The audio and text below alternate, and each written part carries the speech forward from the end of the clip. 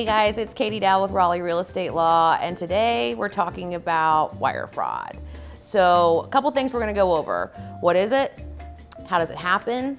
And how can you protect yourself against it? So what you have is fraudsters interacting with buyers, but you don't know that as a buyer. So they will intercept closing attorneys' wire instructions, whether it's via your email or your realtor's email. They will change them slightly so that they look like they're from your closing attorney, when in reality, it's to the fraudster's account somewhere else, usually an overseas account. Sometimes they will look like they're sending emails from your closing attorney. One letter will be different in the email. And the problem is that you have buyers who are wiring hundreds of thousands of dollars they think is their down payment or their cash to close to the wrong place. They're wiring it to a fraudulent account. Well, you can't get that back. So you're not closing. And sometimes that's your life savings. It's a big, big issue now. And I know it's everywhere and you've seen a lot of advisories about it, but if I could stress anything else, that this is a problem, educate yourself on the process. So that's what it is. That's why it's important. How's it happening?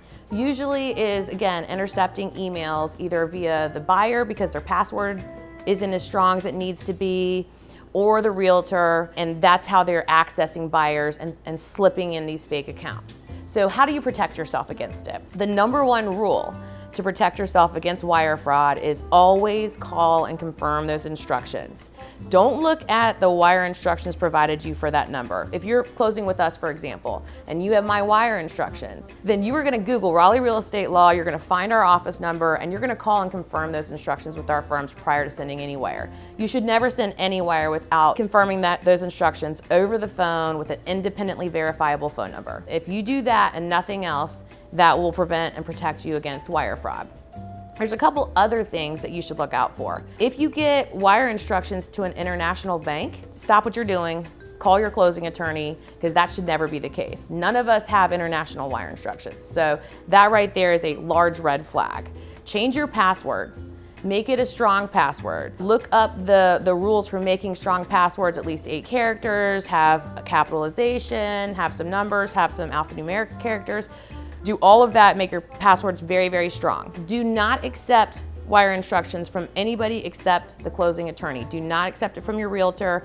Make sure that it's coming from the closing attorney, sent to you directly, securely, and encrypted. Those are the biggest ways in which you can protect yourself. The final thing that you should do to protect yourself against wire fraud is that if you are in the middle of a transaction and last minute or throughout the process, you get an email or wire instructions and you say, oh, and this email purports to be either your realtor or the closing attorney, and it says, oh, our wire instructions have changed. Stop what you're doing and call your law firm, because that is very unlikely the case. So again, wire fraud is super scary. It is totally preventable if you follow the right rules and protect yourself and educate yourself on the process. But if it happens to you, that money is gone. So do what you can to protect yourself. I know it's a scary process, but it is very easily preventable. This is Katie Dow with Raleigh Real Estate Law. Thanks for joining us today. We'll see you next time.